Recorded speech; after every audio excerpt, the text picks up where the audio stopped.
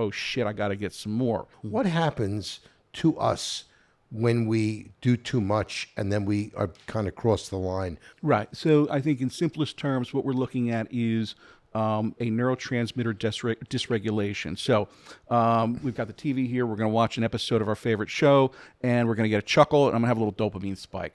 And we're going to have some hot chocolate, and get a little dopamine spike. And somebody's going to pull out a line of blow. Just kidding. We're going to have a big dopamine spike, and it goes back down. We're going to do another line of blow, big dopamine spike. This time it doesn't go back to normal. It slips below what we'll call the set line, right? And then we struggle to get it back up with more blow, and then it drops even lower.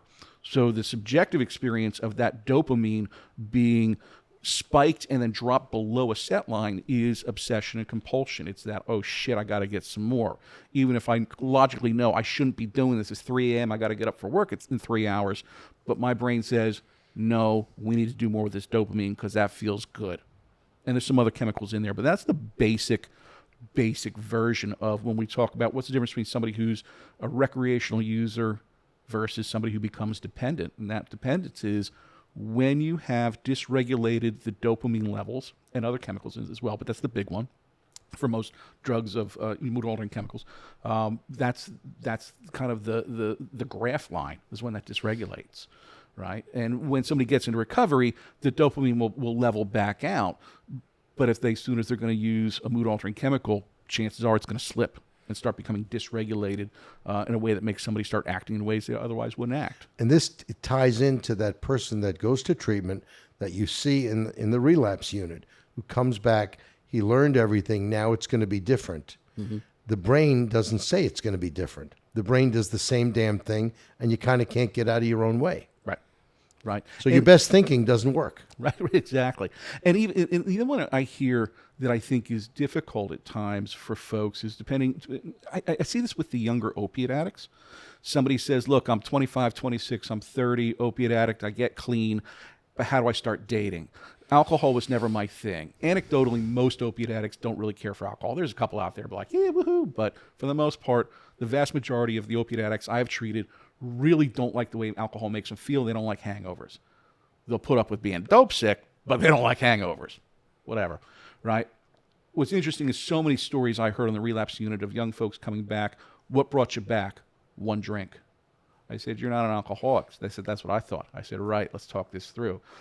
Goes out, let's have a drink, a beer, right? Next thing you know, it's, an 8-ball blow in the bathroom. Next thing you know, they're copping, a couple baggies of dope. Next thing you know, they're overdosed because their body can't handle the level of dope they have been doing beforehand.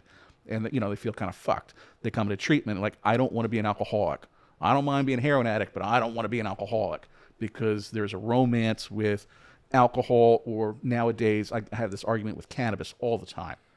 Look, cannabis never got me a DUI. I never got violent on cannabis. I'm not addicted to it. I don't have withdrawal symptoms. I said, give it 30 days. You'll have withdrawal symptoms. Trust me. That shit takes a while to get out of your system. But it's the argument. It's the modern argument today, right? The other one I'm running into, which I think is really interesting, which the listeners may want to ponder, is back when I started, there was like two types of NA beer, St. Pauli's and Dog Piss, and they both tasted the same, right? It was a St. Paul's, whatever it was. Now, there's so many more non-alcoholic options that taste like alcohol. You've got your various seltzers, which have alcohol in them, but I'm thinking there's some 0.0 beers, right? There's a couple of brands, and apparently for the people who've tried them, they taste like the normal stuff, and there's absolutely no alcohol. Eric, can I drink this? And I'm like, the argument that it has some alcohol in it's gone out because scientifically it doesn't. What are you drinking that for? Do you really enjoy the taste of the beer? And I'm getting yes sometimes. And it's a difficult, it's a more complex conversation to be having when somebody leaves treatment. Should I drink non-alcoholic beer? And I'm very conservative. I say, look, it's a risk.